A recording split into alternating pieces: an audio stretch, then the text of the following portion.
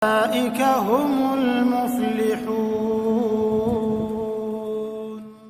عليكم ورحمة الله وبركاته.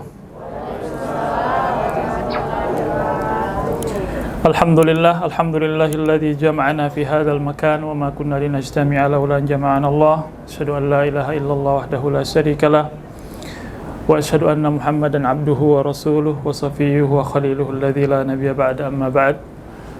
Subhanakallahumma la ilma lana illa ma 'allamtana innaka antal alimul hakim. Allahumma 'allimna ma yanfa'una wa anfa'na bima 'allamtana. Allahumma urzuqna al-ikhlasa fil qawli wal 'amali. Allahumma amin. Bapak Ibu, para calon tamu Allah Subhanahu wa taala, alhamdulillah pada pagi hari ini kita bertemu dalam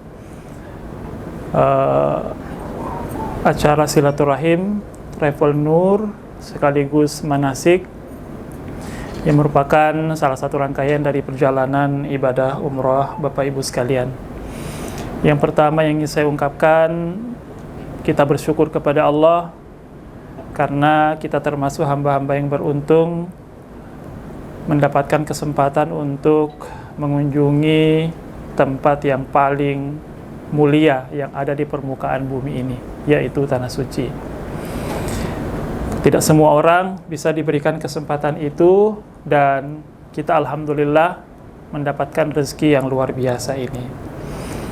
Maka kita berangkat tentu harus dengan ilmu, dengan pemahaman, ya.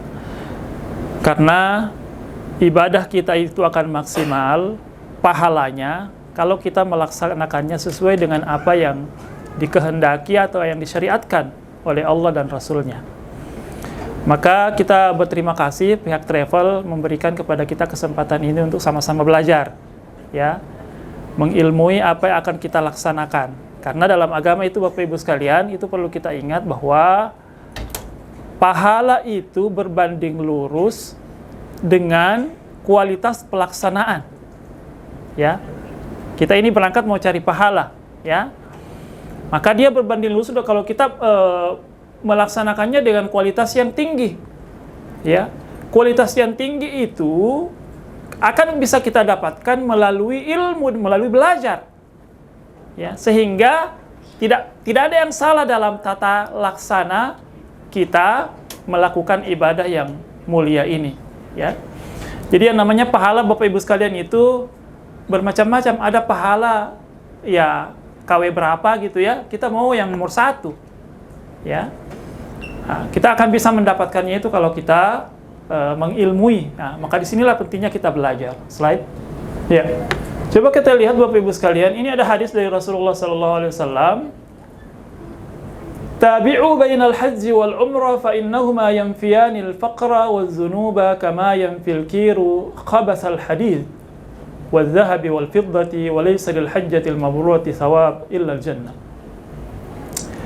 Ikutkanlah umrah kepada haji karena keduanya menghilangkan kemiskinan dan dosa-dosa sebagaimana pembakaran menghilangkan karat pada besi, emas dan perak, sementara tidak ada pahala bagi haji yang mabrur kecuali surga. Ini dahsyat ini, ya, hadis tentang keutamaan umrah, ya. Ternyata umrah itu penghapus dosa, ya. Jadi kalau umrah kita diterima, ya, dia menjadi ibadah yang menjadi penyebab dosa-dosa kita diampuni oleh Allah Subhanahu wa taala, ya. Ini luar biasa. Jadi tidak ada tempat yang bisa menyaingi kemuliaan Al-Masjidul Haram. Rasulullah SAW dalam hadis itu mengatakan, as-salatu fil masjidil harami kami'ati alfi salatin fima siwah. Salat satu kali di Masjidil Haram sama dengan salat 100.000 kali di tempat yang lainnya. Kita salat satu kali di Masjidil Haram itu sama dengan 100.000. Jadi kalau kita nanti di sana, jangan sampai terlewat itu salat 5 waktu di masjid, ya. Nah, jangan sampai kita lebih banyak tawaf di mal-mal. Nah, biasa itu jamaah berpikir, ya, belum piku belikan, ini belum piku belikan, lagi mau ku belikan. Jadi lebih banyak waktunya tawaf di mall, ya. Karena di Masjid Nabawi, Masjidil Haram itu dikelilingi oleh mall. Ya. Nah, sementara kita datang mau tawaf di Ka'bah, bukan mau tawaf di mall. Ya, tawaf di pasar. Jangan sampai itu cuma sekedar saja. Jadi sekedar kita niat memang dari sekarang. Ya. Niat kita dari sekarang itu memperbanyak untuk berada di tempat yang paling suci, itu di masjid. Bukan di mall. Ya. Karena 1 kali sholat di Masjidil Haram sama dengan 100.000 kali sholat di tempat yang lainnya. Maka kasih banyak memang sholat di sana. Ya, jadi yang namanya shopping itu sekedarnya saja, sambil lewat begitu. Jangan, waduh, kita berburu barang itu sampai habis waktu, sampai minta ke tour leader, temani saya mau cari ini cari itu yang unik-unik dan segala macam. Waduh, rugi kita kalau begitu modelnya umrah kita. Ya, keberuntungan kita itu ada pada ketika kita umrah itu kita selalu ada di masjid. Di Masjidil Haram atau di Masjid Nabawi, itulah keberuntungan kita. Bapak Ibu sekalian, saya beberapa kali jadi pembimbing ibadah haji dan umrah. Itu ada jamaah itu, waktu musim haji, itu ya dia bilang ya cukup nih 1 kali 2 kali lah 1 hari kita di Masjidil Haram, kahanu terlalu rame, capek jalan juga. Di sini di dekat hotel, sholat, jangan pergi di masjid jauh duduk. Ya, saya bilang ya Allah, jauh-jauhnya nih orang ini pergi. Begini sih, ya, banyaknya uang dihabiskan, waktu dihabiskan, tenaga dihabiskan, cuma begitu, pergi malas-malasan. Cuma mungkin untuk, ya, na'udzubillah, kalau untuk membanggakan sekedar status, dari minta haji, dari minta umrah. Kalau status dibuat apa? Rugi kita. Ya, kita naik umrah itu yang paling utama adalah bagaimana kita memurnikan niat kita. Kita ingin kondita yang mulia di sisi Allah Subhanahu wa Ta'ala, bukan penilaian makhluk. Ya, jadi niatkan dari sekarang ini kita datang, ya. Jadi al-bidayah itu tuhaddidun nihayat, kata para ulama. Yang paling menentukan itu dalam keberhasilan sebuah kebaikan ibadah itu adalah awalnya bagaimana kita meluruskan niat. Perbaiki memang niat tak. Jangan kita berangkat ini, kalau bahasa begini itu elok diasem, ya. Mau dikatakan hebat begitu, hebat nah tahu pergi umrah, baru-baru pergi umrah, pergi lagi umrah, itu jadi hatinya bilang nah puji ke orang. Ya, naudzubillah, rugi, hilang semua pahalanya kalau begitu. Ya. Nah, sekarang ini memang yang namanya ibadah umrah itu banyak juga yang sudah jadi style hidup, ya. Dan itu positif, ya, orang sekarang traveling banyak itu yang ke sana gitu, ya. Tapi godaannya di situ lagi, godaannya di niat kita lagi. Untuk apa kita ke sana? Ya. Apa yang kita cari, ya? Jangan sampai tercampuri hal-hal yang sifatnya membanggakan diri dan untuk dipuji orang. Kalau itu yang terjadi, Bapak Ibu sekalian, tidak ada pahalanya, itu yang didapat. Pujiannya juga orang didapat, belum tentu juga semuanya orang puji kita. Banyak toh yang sirik, kan? Ya kan? Jadi luruskan niat, saya berangkat ini karena betul-betul memenuhi panggilan Allah Subhanahu wa Ta'ala. Saya ingin ibadah. Kalau niat kita lurus, Bapak Ibu sekalian, insya Allah kita juga nanti di sana dibantu untuk lebih rajin ibadah. Ya, ya. Karena sekali lagi kalau niat kita tidak lurus, di sana juga godaan banyak. Ya, godaan panggilan-panggilan tawaf di mall.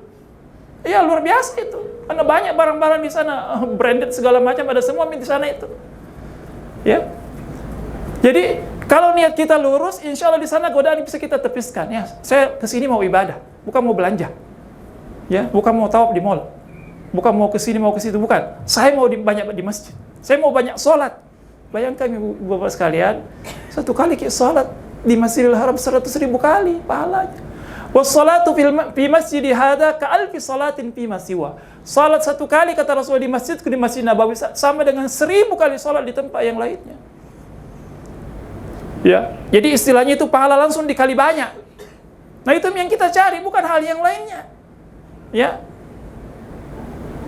Kalau perlu itu mabit di masjid selama tidak dilarang. Untuk qiyamul lail di situ gitu, ya.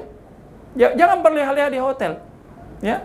Berbanyak waktu di masjid. Bilang ini hotelnya enak, kapan lagi kita ke hotel sudah dibayar. Jangan nikmati hotelnya, nikmati masjidnya. Ya. Itu yang harus kita pasang niat kita semenjak kita ada di sini. Ya, Bapak Ibu sekalian. Ya, lanjut. Langsung kita masuk syarat umroh muslim. Ini saya kira mudah, berakal. Jadi kalau orang setengah waras ya enggak memenuhi syarat. Ya. Balik, ya anak-anak boleh, tapi belum catat pahalanya boleh kita bawa, ya, tapi belum catat pahalanya. Ya, pembiasaan pengenalan boleh, tidak dilarang. Kemudian merdeka, alias bukan budak. Kemudian mampu akan harta dan jasmani, tidak punya waktu harta dan jasmani. Jadi tidak boleh kita berumroh itu dengan utang, ya. Nah, sekarang ini banyak tawaran-tawaran, ya. Berangkat umroh, pulang baru bayar, gratis berangkatnya, pulang baru bayar. Ya, itu bagi saya pertanyaan besar itu, ya. Karena yang berangkat umroh itu orang yang mampu, jangan paksakan diri juga, gitu ya. Pulang berutang begitu menyicil ibadah umrohnya, jangan, ya. Kemudian ada mahram bagi wanita, ya. Kalau aman, ya, maksudnya dalam rombongan itu dibolehkan. Ya, ini ada sebagian mazhab yang mengatakan kalau bagi wanita itu harus ada mahramnya yang menemani. Tapi ada sebagian pendapat ulama itu yang mengatakan kalau perjalanannya aman, maksudnya wanita itu berombongan dan dikawal dengan baik, itu dibolehkan. Ya. Kemudian sekarang kita bahas rukun umroh, ya. Yang pertama, rukun itu, apa itu rukun, Bapak Ibu sekalian? Rukun itu adalah sesuatu yang harus ada pada ibadah kita. Tidak boleh tidak ada. Itu namanya rukun. Bagian yang tidak boleh tidak ada, dia harus ada, ya. Nah, itu namanya rukun, ya.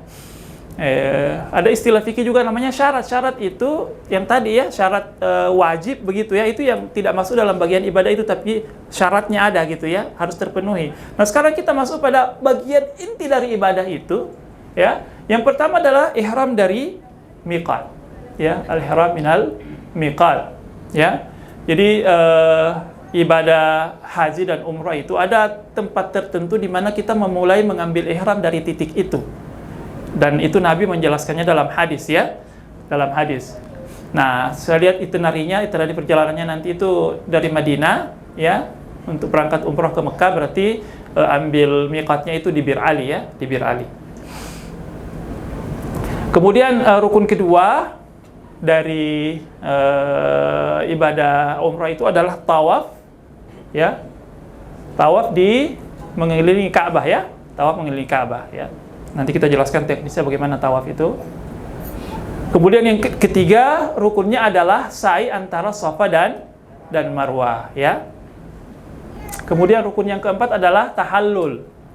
Ya, apa itu tahallul? Mencukur rambut, ya. Mencukur rambut. Nah, sekarang kita masuk pada yang pertama, ihram, ya. Nah, miqat dalam umrah, ya. Nah, penduduk Madinah kalau datang dari area Madinah itu titik mengambil miqatnya. Miqat itu artinya kita dari situ kita mengambil niat untuk ihram melaksanakan haji atau umrah, ya. Itu maksudnya miqat itu, ya. Jadi miqat itu dari kata bahasa Arab artinya waktu memulai ibadah itu. Ya, tempat memulai waktu dan tempat memulai ibadah yang namanya miqat. Ya. Nah, untuk penduduk Madinah atau orang yang datang dari arah Madinah itu miqatnya adalah Bir Ali, ya. Nah, sekarang alhamdulillah itu tempatnya sudah sangat bagus, masjid, di situ ada tempat untuk bersuci, mandi dan seterusnya, ya. Ya, tapi biasanya kita itu kalau dari Madinah kita sudah langsung pakaian ihram dari hotel, nanti kita singgah di Bir Ali itu untuk mengambil niat saja. Kalau ada yang batal wudunya, berwudu, kemudian sholat sunnah untuk niat, ya, berihram dan umrah. Nah, untuk penduduk Syam itu namanya Al-Juhfa, ya. Penduduk Najd dari arah Riyadh itu namanya Qarnul Manazil, ya. Kemudian untuk penduduk Yaman itu Yalamlam, ya. Nah, biasanya ini kalau yang datang dari arah Jeddah juga dari Indonesia itu biasanya titik-titik miqatnya itu Yalamlam, ya. Kemudian penduduk Irak itu namanya Zatu Irq, tempat miqatnya namanya Zatu Irqin, ya. Nah, ini gambar Bir Ali, ya, tempat kita nanti ambil miqat, ya. Ini masjid, ya. Ada fasilitasnya di dalam masjid itu. Kamar mandinya juga banyak, insya Allah. Tempatnya bagus, ya. Dan dia sangat terawat, ya, tempat ini. Nah, sebelum ihram, apa yang kita harus lakukan? Disunnahkan untuk mandi. Jadi sunnah ya, sunnah artinya sangat dianjurkan untuk sebelum kita memakai pakaian ihram untuk bersih-bersih begitu ya, mandi ya. Kemudian berikutnya membersihkan badan, memotong kuku, menipiskan kumis, mencukur bulu ketiak, mencukur bulu kemaluan. Jadi bersih-bersih lah ya. Bersih-bersih, kita mau memenuhi panggilan Allah Subhanahu wa taala menjadi tamu Allah di rumahnya yang sangat mulia. Ya, maka kita bersihkan diri kita. Ya. Nah, ini dari sisi fisik. Yang paling utama sebenarnya itu adalah kita bersihkan hati kita. Selalu itu kita harus ikhlaskan niat kita, Bapak Ibu sekalian. Kenapa saya ke sini? Kenapa saya berangkat ke sini? Ya. Ikhlaskan niat kita, hati kita, ya. Banyak-banyak istighfar, taubat kepada Allah Subhanahu wa taala, karena itu ibadah itu, Bapak Ibu sekalian, perlu saya ingatkan, yang namanya ibadah. Ketika kita melaksanakan ibadah itu, kita tidak akan mungkin melaksanakan ibadah itu dengan kualitas yang baik, tinggi, dan khusyuk kalau hati kita kotor. Ya. Maka mulai sekarang saya ingatkan, hilangkan kebencian kita kepada orang lain. Ya. Maafkan orang yang bersalah kepada kita, karena itu dendam itu jadi penyakit di hati kita ya. Itu nempel di hati kita itu. Dan kalau hati kita kotor, itu kita sulit khusyuk dalam sholat, sulit kita konsentrasi beribadah ya. Jadi kalau hati kita dipenuhi dengan dendam, kesumat ya, ketidakenakan kepada orang gitu ya, kemudian kesombongan gitu ya, niat-niat yang tidak baik, bersihkan semuanya itu yang akan membuat ibadah kita menjadi tidak berkualitas ya. Jadi latih mulai dari sekarang diri kita ini untuk lebih bisa memaafkan orang, lebih bisa tenggang rasa, lebih bisa mengikhlaskan kesalahan orang lain, begitu ya, lebih rendah hati, ya, lebih bisa meluruskan niat kita. Siapa yang saya tuju? Allah, ya. Siapa yang saya tuju? Allah Subhanahu wa taala, ya. Bersih hati, bersih jiwa, bersih fisik, ya. Jadi luar dalam itu bersih. Kita datang ini di tempat yang paling suci, ya, tempat yang sangat suci ini, ya. Tanah haram itu tempat yang paling Allah muliakan ya. Nah, kalau kita datang membawa hati yang bersih dengan fisik yang bersih, maka itu kelak ketemu bersih dengan bersih. Tapi kalau hati kita masih banyak nodanya, banyak kotorannya, kita tidak bersihkan, maka nanti ibadah kita tidak akan bisa khusyuk ya. Mungkin ya, takutnya begini Bapak Ibu sekalian, dan tidak semua orang menangis. Kenapa saya tidak bisa menangis? Ya. Menangis orang berdoa, kenapa saya air mataku tidak bisa keluar? Ya, jangan sampai apa ya? Itu yang mempengaruhi adalah kesucian hati kita. Maka dari sekarang ini bersihkan hati kita, Bapak Ibu sekalian. Ya, itu semuanya akan mempengaruhi kualitas dari pelaksanaan ibadah umroh kita. Ya, memakai minyak wangi di badan ya. Jadi setelah mandi, bersih-bersih, potong dan seterusnya. Ini tentu di hotel dilakukan ya, di Hotel Madinah. Pakai minyak wangi di badan khusus untuk laki-laki. Ya. Ya. Laki-laki ya. Kalau wanita jangan, tidak boleh. Ya. Kemudian berikutnya adalah pakailah 2 kain ihram ya. Jadi dua lembar kain ihram. Diutamakan berwarna putih, sedang bagi wanita tidak ada pakaian khusus ya. Selama itu menutup aurat dan tidak memancing fitnah bagi wanita ya. Jadi style kita, ada juga orang yang stylenya itu dia jaga penampilannya begitu ya. Dia mau pakai juga baju yang eksklusif, khusus dan seterusnya, silakan, tapi jangan berlebihan ya. Siapa yang mau kita datangi? Allah. Jangan pandangan manusia yang selalu kita utamakan, bilangnya hebat ini baju ihramku ini, model baru segala macam begitu ya. Ya jangan, biasa aja. Ya kita mau datang ini menghadap Allah Subhanahu wa taala ya. Ini ada kain ihram, jadi kain ihram yang dipakai itu yang bagi laki-laki putih ya.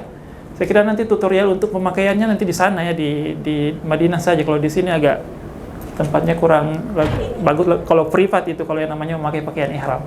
Ya. Jadi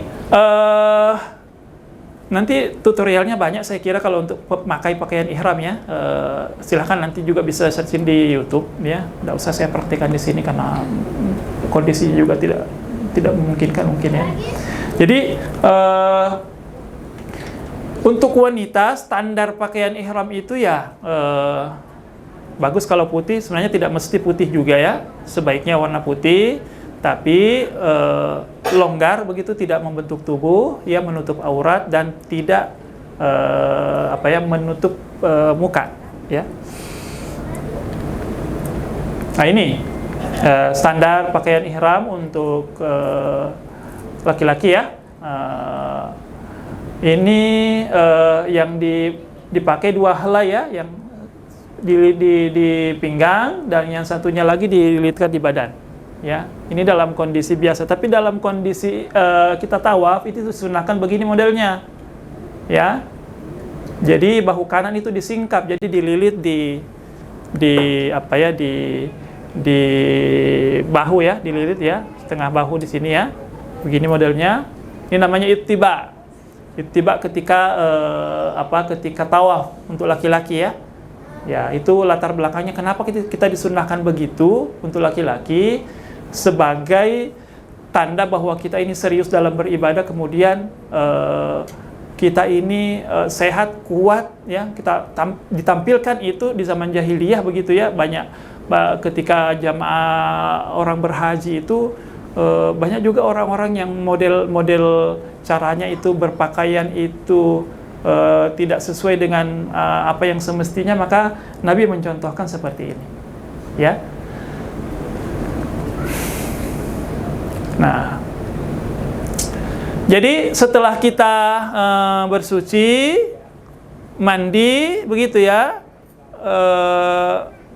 berzikir dan seterusnya. Nah, keluar hotel, naik ke kendaraan, dalam keadaan menghadap kiblat, mengucapkan labbaika Allahumma umratan, Allahumma labbaika umratan, ya. Ya. Jadi mulai ketika naik kendaraan itu ya, membaca doa ini, labbaika Allahumma umratan, labbaika Allahumma umratan. Ya Allah, aku penuh panggilanmu untuk menunaikan umrah. Allahumma labbaika Allahumma umratan ya. Nah, dan apabila dia khawatir tidak bisa menyempurnakan umrah, disyariatkan mengucapkan doa ini, fa in habasani habis fa mahalli haitsu habastani ya. Tapi insyaallah kita berdoa mudah-mudahan umrah kita lancar, tidak ada halangan, sehingga cukup kita baca yang di atas saja ya, labbaik Allahumma umratan, labbaik Allahumma umratan. Nah, jadi setelah kita mengambil miqat dari Bir Ali ya, kita di situ sholat sunnah 2 rakaat, kemudian kita pasang niat ya. Nah, insya Allah nanti dibimbing oleh pembimbingnya di sana ya, bagaimana mengambil niat itu ya. Jadi mulai dari sini ketika kita sudah berniat ya, di Bir Ali itu sudah mulai berlaku larangan, ada larangan ihram ya. Nah, kalau itu dilakukan itu batal ihramnya ya, maka harus diperhatikan ini ya, jangan sampai ini menjadi hal yang kita langgar ya. Saya waktu jadi pembimbing dulu, pembimbing haji nih, tidak apa-apa saya ceritakan. Jadi itu ada jamaah ya, dia selesai wukuf di padang Arafah ya, kemudian jamaah itu kan kembali ke Mina untuk melontar ya. Setelah melontar, dia kembali ke pondokannya. Kebetulan ini 2 orang ini suami istri ya. Itu pondokan itu kan udah berapa hari ini, udah hampir 1 bulan ini suami istri tidak tersalurkan biologisnya.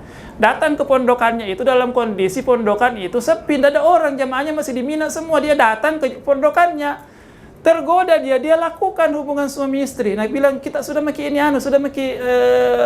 kita sudah melontar ya, kita sudah tahallul tapi belum tahu ifadah, belum bisa berhubungan. Nah, kita sudah bisa berhubungan, jadi hajinya batal ya. Susahnya lagi orang naik haji ya, karena kurang ilmu, jadi begitu jadinya, jadi batal. Teman saya tidak tega menyampaikan, bilang harus diulang haji ini, batal, tidak tega dia sampaikan. Itu akibatnya kalau kurang ilmu ya. Nah, jadi begitu kita masuk di proses masang niat sudah di Bir Ali, sudah siap ya, sudah sholat, pasang niat, sudah berlaku itu yang namanya larangan ihram, ya. Ya. Jadi mulailah ketika kita sudah memasang niat itu, mulailah kita terus membaca labbaik Allahumma labbaik, labbaik la syarika laka labbaik, innal hamda wan ni'mata laka wal mulk la syarika lak. Nah, kita sudah mulai baca ini dan kita hayati, ya Allah, aku penuhi panggilanmu ya Allah. Ya Allah, aku penuhi panggilanmu, Engkau adalah zat yang tidak ada sekutu bagimu. Aku penuhi panggilanmu ya Allah. Sungguh segala puji, segala nikmat itu bagimu dan darimu. Sungguh Engkau adalah yang maha berkuasa dan tidak ada sekutu bagimu. Coba jamaah sekalian rahimakumullah, kita perlu ini doa ini kita install terus ya, mulai sering-sering dengar kemudian kita hayati itu. Ya Allah, sampai saya di sini ya Allah, aku datang ya Allah saya dari Indonesia ya Allah, memenuhi panggilanmu ya Allah, ya. Engkau maha berkuasa, segala puji bagimu ya Allah, gitu ya. Saya waktu pertama kali haji ya, waktu kebetulan saya masih mahasiswa di Sudan, saya lagi S2 di Sudan, ada kesempatan berhaji, saya masih mahasiswa. Jadi saya tidak menyangka itu bisa sampai itu di tempat itu di usia yang sangat muda begitu ya. Ya kalau kita di Indonesia kan tidak mudah gitu sampai. Saya waktu pertama kali itu saya bertalbiyah itu saya sampai di pelabuhan Jeddah, saya naik kapal laut, ya itu luar biasa, itu mengalir terus air mata itu. Ya Allah, sampai di sini ya Allah, saya sudah sampai di sini, labbaik Allahumma labbaik. Ya, jadi hayati itu apa yang kita baca, ya. Hadirkan Allah memanggil kita, Allah mengistimewakan kita dengan panggilannya, kita datang di tempatnya yang mulia, yang sangat mulia itu ya. Kita ulang-ulang doa ini ya. Jadi jangan tergoda untuk saling bercerita lagi ya, apalagi ngerumpi di atas bis ya. Talbiyah terus ya. Ya.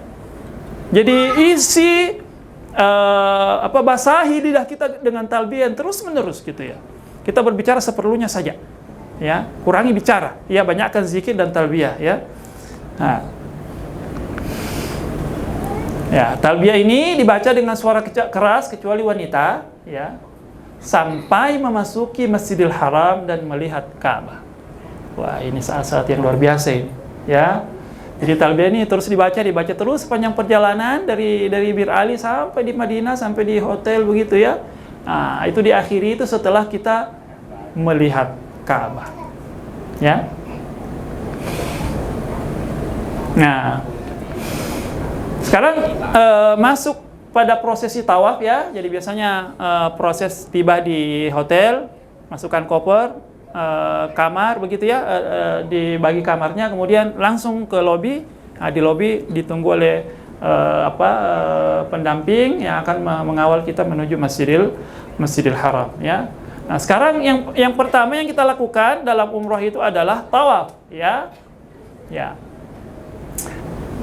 Bismillah wassalatu wassalamu ala Rasulillah, a'udzu billahil azim wa biwajhihil karim wa sultanihil qadim minasyaitonir rajim. Allahumma ftahli abwaab rahmatik. Udah para pemimpin doanya ini ya, nanti mungkin ada zikir-zikirnya. Nah, mulai kita latih diri kita untuk baca itu ya. Baca ya. Jadi masuk di Masjidil Haram ya dengan membaca doa, nanti insya Allah akan dipandu oleh pemimpinnya. Bagi laki-laki melakukan ittiba, yaitu menyarungkan kain ihram di atas pundak kiri. Jadi yang nampak itu pundak kanannya yang nampak seperti tadi yang digambar ya. Dan dibawa ke tiak kanan mulai awal tawaf sampai selesai. Itu sunnahnya begitu ya. Jadi kenapa itu? Memang disunnahkan seperti itu ya. Disunnahkan untuk bagi laki-laki itu untuk ittiba. Jadi bahu kanannya itu yang dinampakkannya ya. Nah, dililit dari bawah ke tiak itu kain ihramnya ya. Jadi bagi laki-laki tidak boleh memakai kain yang berjahit, alas kaki yang berjahit tidak boleh. Ya, jadi ya jangan pakai pakaian dalam begitu ya, tidak boleh. Ya, harus dipastikan itu, jangan sampai ada yang pakai pakaian dalam ya laki-laki, tidak boleh. Nah, begitu kita masuk ke Masjidil Haram, ya, ke dalam masjid, ya. Nanti ada gambarnya insya Allah. Tawaf dimulai di Hajar Aswad.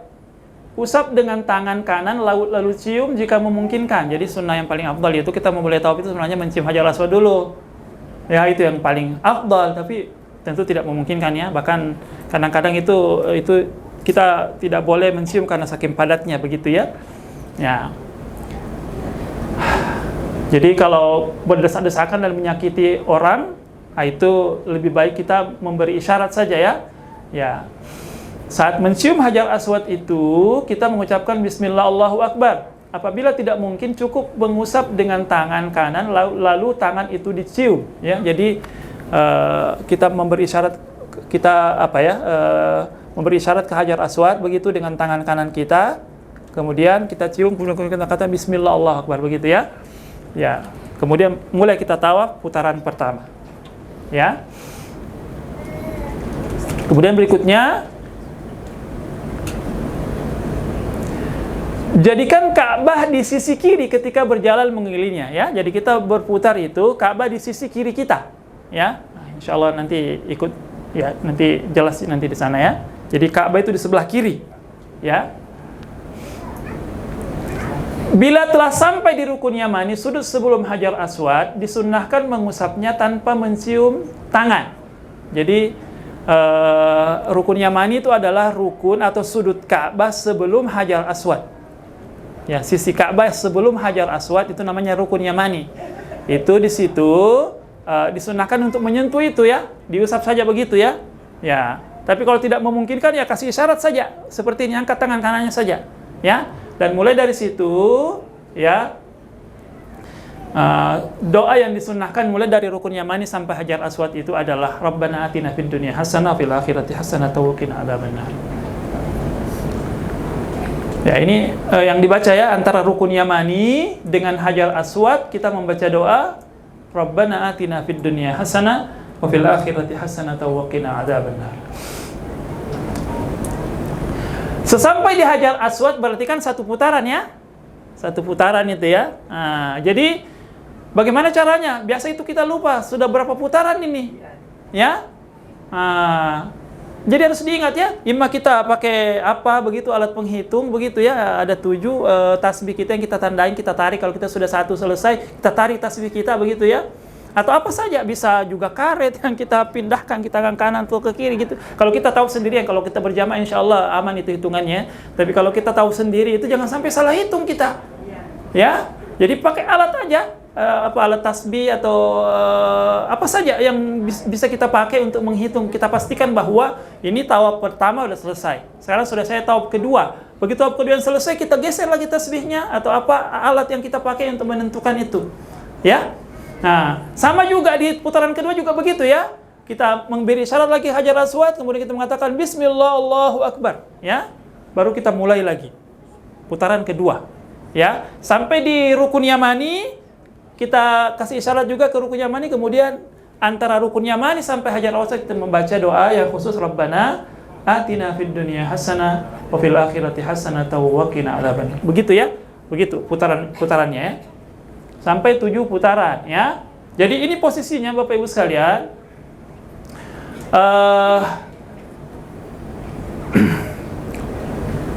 Ini Hajar Aswad ya, posisi Hajar Aswad di sini ya. Nah, ini rukun Yamani. Jadi sudut ya sebelum rukun sudut Hajar Aswad di sini namanya rukun Yamani ya. Nah, jadi ketika kita sudah ada di sini, itu kita membaca Rabbana atina fid dunya hasanah wa fil akhirati hasanah wa qina adzabannar. Ya. Kalau di sepanjang putaran itu, ya, sibukkan diri kita dengan doa, dengan zikir. Sebenarnya tidak ada doa tertentu yang diajarkan di situ ya. Kalau kita tidak hafal doa tertentu, kita cukup zikir aja subhanallah, alhamdulillah, wala ilaha illallah, Allahu akbar. Ya, atau kita baca salawat begitu ya. Ya. Yang penting jangan, saya ada yang sempat viral itu, dia tawaf itu menyanyi 17 Agustus. Ya, ada itu yang viral itu. Ya. Nah, itu karena kurang ilmu ya. Jadi sibukkan diri kita dengan zikir begitu ya. Nanti di sana itu Bapak Ibu sekalian, ketika kita tawaf itu banyak pemandangan. Maksudnya kita lihat orang dengan kulit yang bermacam-macam, dengan tampilan yang bermacam-macam. Jangan perhatikan orang. fokus pada ibadah kita. Ya. Yang sampai mata kita jelas, cantiknya orang Arab. Jangan. Ya. Fokus pada ibadah kita, ya. Karena godaannya memang seperti itu. Kalau kita tidak fokus, akhirnya kita tergoda lihat ini, lihat itu, hanya kita tidak berzikir atau kita tergoda untuk bercerita. Nah, itu juga, ya. Jangan sampai terjadi. Jadi fokuslah pada ibadah kita, ya. Zikir kita. Kita mungkin punya daftar doa-doa kita pada saat tawaf itu, panjatkan kepada Allah, ya Allah, berikan aku kesehatan ya Allah, mudahkan rezekiku ya Allah. Mintalah kepada Allah di situ, di waktu itu. Itulah waktu-waktu yang luar biasa, ya, untuk kita berdoa, ya, panjatkan hajat-hajat kita ketika kita tawaf, ya, zikir, doa dan seterusnya, maksimalkan di waktu-waktu itu, ya. Nah, ini Hajar Aswad. Jadi seluruh Hajar Aswad itu disitulah kita memberikan isyarat, ya. Jadi pojok Hajar Aswad sampai itu ada garisnya. Nanti di Masjidil Haram itu kelihatan itu. Jadi ada lampu itu yang mengarahkan kita.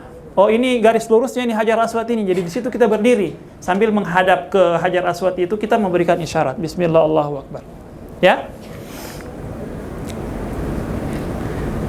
Di depan maaf. Jadi di sini setelah kita lewati Hajar Aswad ini, di bagian depan ini namanya Maqam Ibrahim, ya. Maqam Ibrahim, ya. Di Maqam Ibrahim nanti di belakang ini kita sholat sunnah setelah kita selesai tawaf, ya. Jadi selesai putaran 7 kali itu, apa yang kita lakukan? Ya, sholat 2 rakaat setelah tawaf, ya. Jadi lihat ini namanya Maqam Ibrahim. Maqam Ibrahim itu adalah bekas tapak kaki Nabiullah Ibrahim yang Allah abadikan, ya. Itu di sini di tempatnya, ya.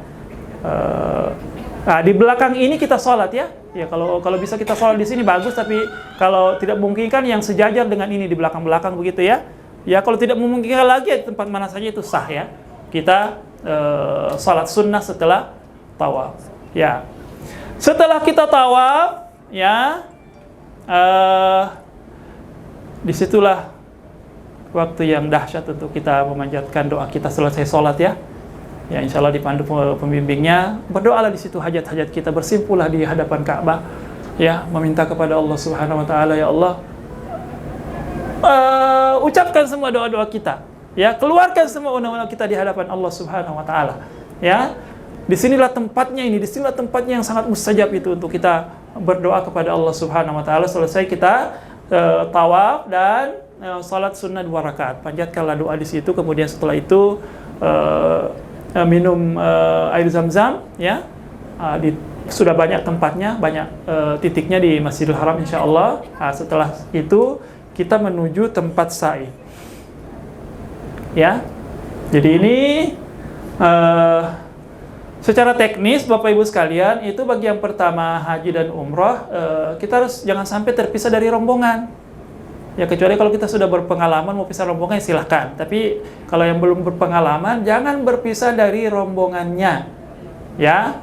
Jadi sebelum tawaf disepakati kalau ada yang hilang, titiknya di mana berkumpul, disepakati. Jadi kalau yang hilang di situ menunggu, jangan kemana-mana karena susah dicari itu, ya. Nah, kita sulit nanti dicari. Jadi sepakati tempat berkumpul kalau kita sudah selesai. Jadi kalau kita umpamanya terpisah dari rombongan, tidak usah panik, ya. Sempurnakan tawafnya, sempurnakan saja 7 putaran, ya. Tidak usah panik, ya. Sempurnakan, konsentrasi berdoa saja, tidak usah pikir, nanti saya kehilangan rombongan ini bagaimana. Sepakati saja, ya.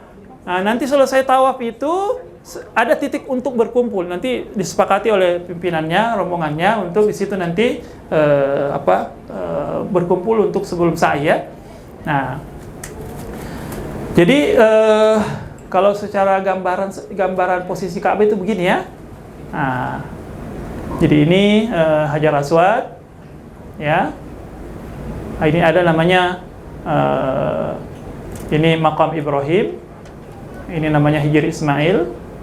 Ya, kita tidak boleh tawaf itu di sini, ya. Maksudnya kita masuk karena mau ringkas, jadi kita lewat sini, tidak boleh, tidak sah itu tawafnya. Harus di luar Hijr Ismail kita tawaf, ya. 7 kali. Ya.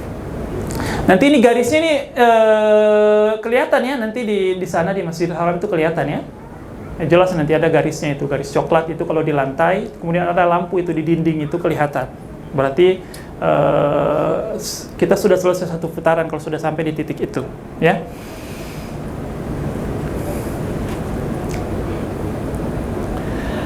Tawaf dilakukan dalam keadaan berwudu, ya. Jadi harus ada wudunya ya. Jika batal wudu saat mengerjakan tawaf, maka kita perbaharui wudu dan melanjutkan tawaf dari tempat kita batal wudu tadi. Begitu ya. Jadi beda kalau sholat. Kalau setengah sholat kita batal dimulai dari awal, tapi tawaf tidak begitu. Ya, tawaf itu begitu kita batal di titik mana kita batal, kita pergi wudu di titik itu kita sambung lagi.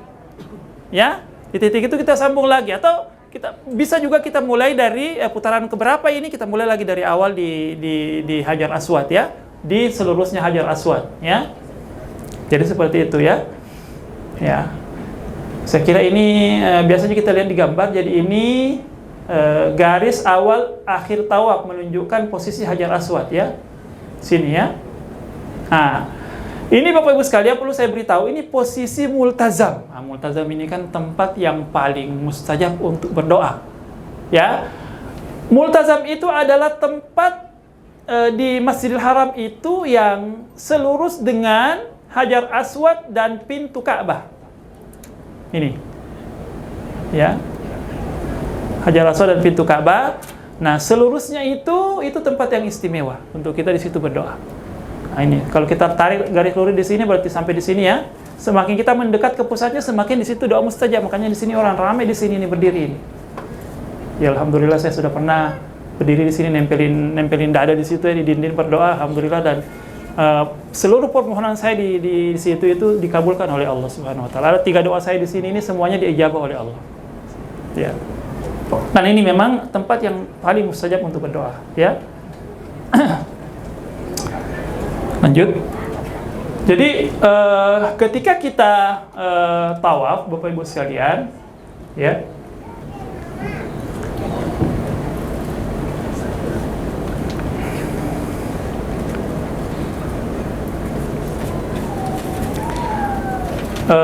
pada 3 putaran pertama dalam tawaf umrah disunnahkan untuk ramal, yaitu berlari kecil dengan langkah kaki yang berdekatan selama tawaf. 3 putaran pertama, ya. Ya. Selama tawaf disunnahkan memperbanyak zikir dan doa yang disukai. Tidak ada doa tertentu yang diajarkan Rasulullah SAW pada saat tawaf kecuali yang dibaca antara rukun Yamani dan Hajar Aswad tadi.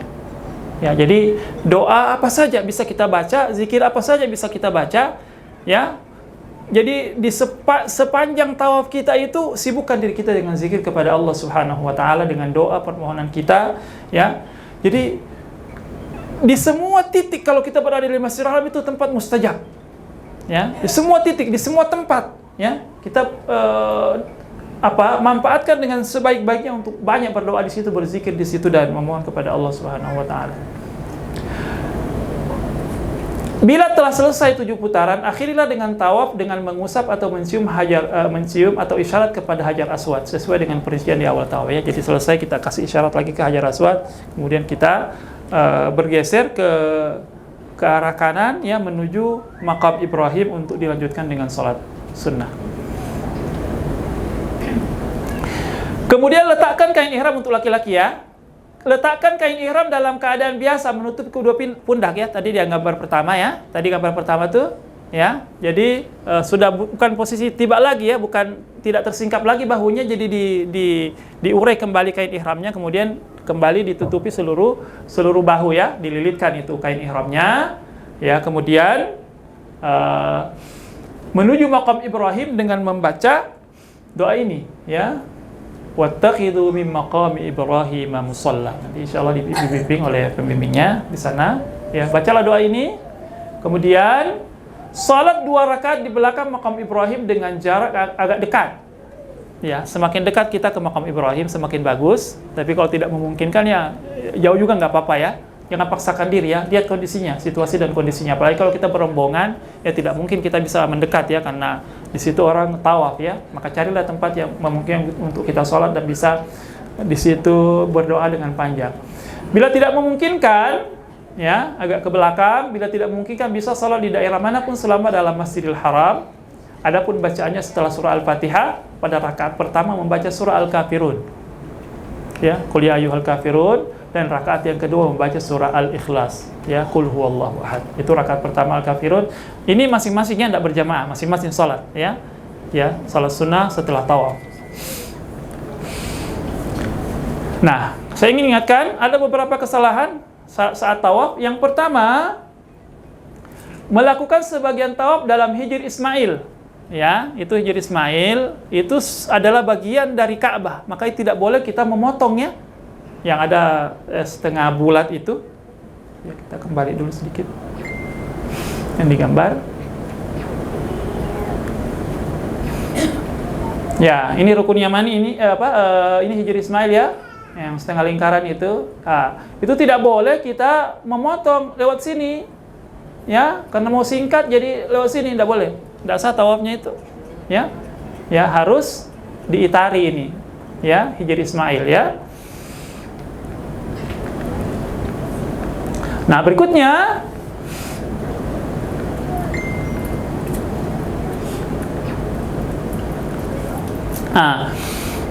kenapa tidak boleh? Karena Hijr Ismail itu adalah bagian dari Ka'bah, sehingga kita harus melakukan tawaf di luarnya.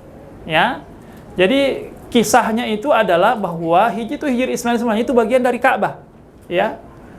Itu sejarahnya Bapak Ibu sekalian, itu sempat Ka'bah itu hancur di zaman jahiliyah, sebelum datangnya dibangkitkannya Rasulullah SAW, itu sempat Ka'bah itu hancur. Tapi orang Quraisy waktu itu tidak punya cukup dana untuk membangun Ka'bah itu sesuai aslinya.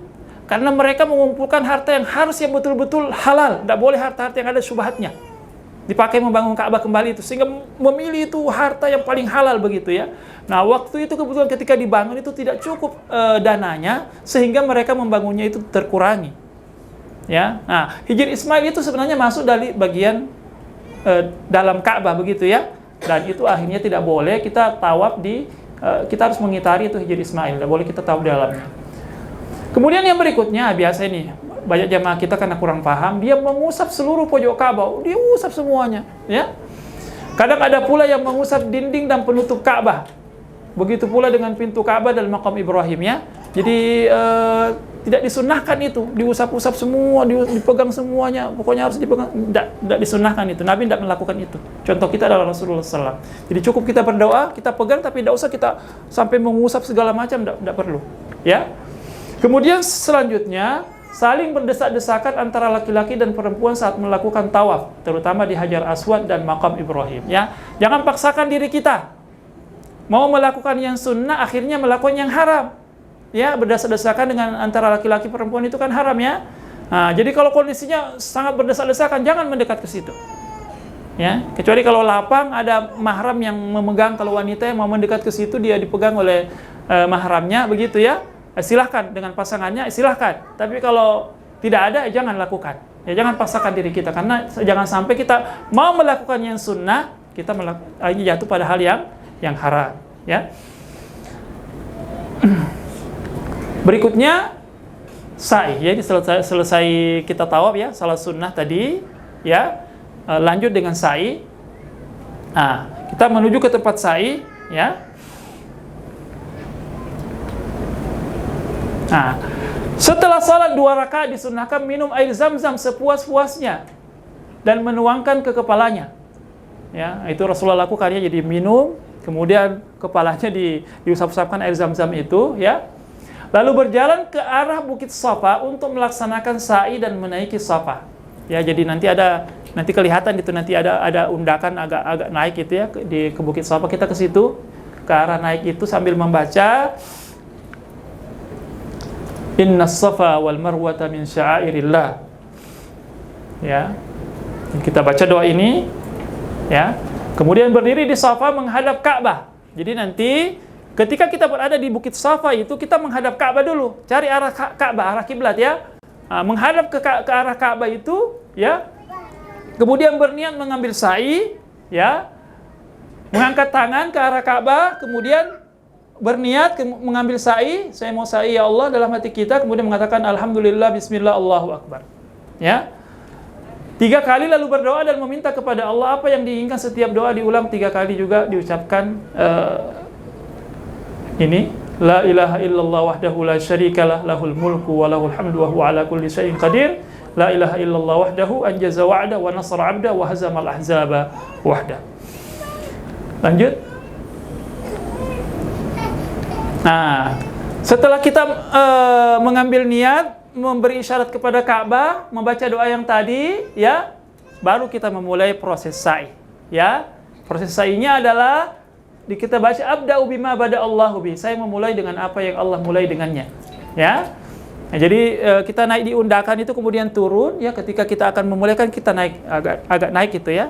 Kemudian setelah itu kita turun, kita mulai, ya, proses sa'inya. Berjalan biasa sampai pada tempat isyarat lampu hijau. Ya, pertanda disunnahkan lari dari kecil di tempat itu sampai ke tanda lampu berikutnya. Nah, jadi nanti di tempat sa'i itu nanti ada lampu, ya. Begitu kita sampai di lampu hijau itu disunnahkan berlari dari kecil sampai lampu berikutnya. Itu ada petunjuknya, nanti bisa gampang itu dilihat. Ya. Nah, jadi sesampai jadi satu putaran itu 1 kali. Jadi dari Safa ke Marwah itu 1 putaran, ya. Dari Safa ke Marwah itu 1, ya. Marwah ke Safa 1, ya. Jadi nanti itu berakhir di Marwah nanti itu sa'inya, ya. Jadi ada jamaah ini yang salah paham, kira 1 putaran itu kalau dari Safa ke Marwah baru ke Safa lagi, baru dia hitung 1, hanya dia tahu dia sa'i itu 14. Ya, kelebihan itu tidak sah itu, ya. 7. Jadi dari Safa ke Marwah 1, Marwah ke Safa 2, ya. Dan begitu seterusnya itu berakhir nanti di Marwah, ya, 7. Ya. Nah, jadi seperti ini dilakukan 7 kali, berakhir di Marwah. Selama sa'i diperbolehkan membaca Al-Quran, berzikir, berdoa, atau apa yang mudah baginya untuk dibaca atau membaca doa. Ini pilihan. Rabbighfir warham innaka antal azizul akram, bisa juga dibaca itu, ya. Nah, ini posisi tempat sa'i, ya. Jadi ini nanti ada lampu hijau, ya. 2 pilar hijau itu. Nah, begitu kita tiba di situ, itu kita berlari dari kecil, ya. Berlari dari kecil, ya. Nah, ini gambarannya tempat sa'i kita nantinya, insyaallah.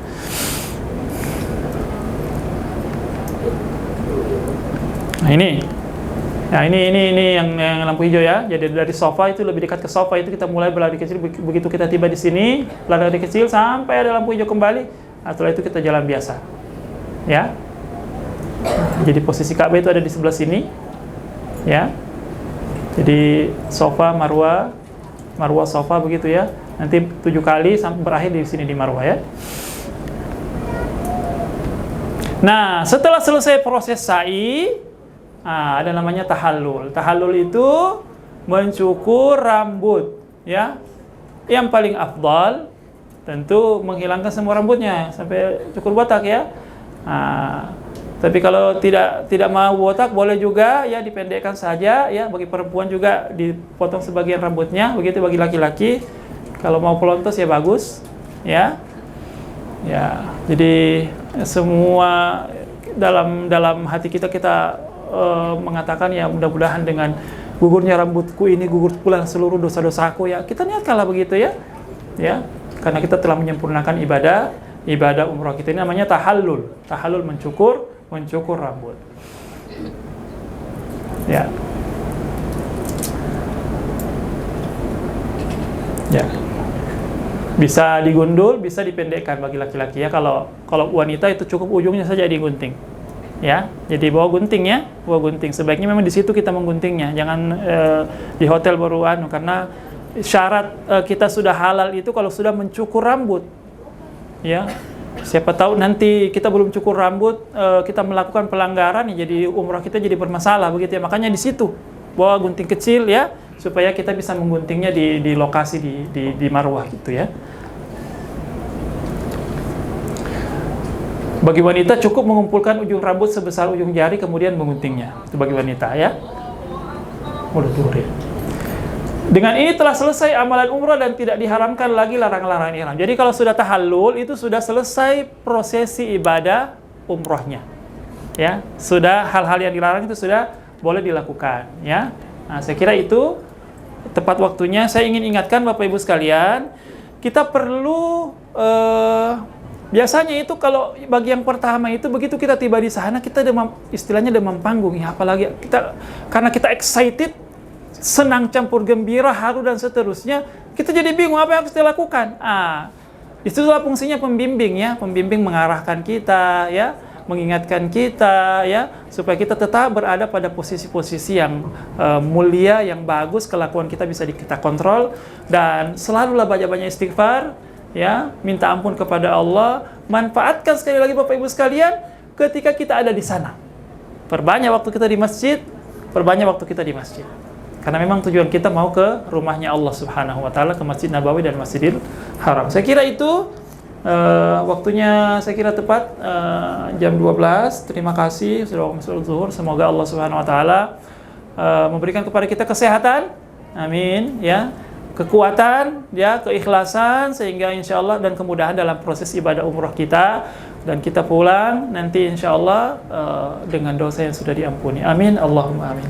Sekian, jazakumullah khairan, barakallahu fikum. Kurang lebihnya mohon dimaafkan. Wassalamualaikum warahmatullahi wabarakatuh.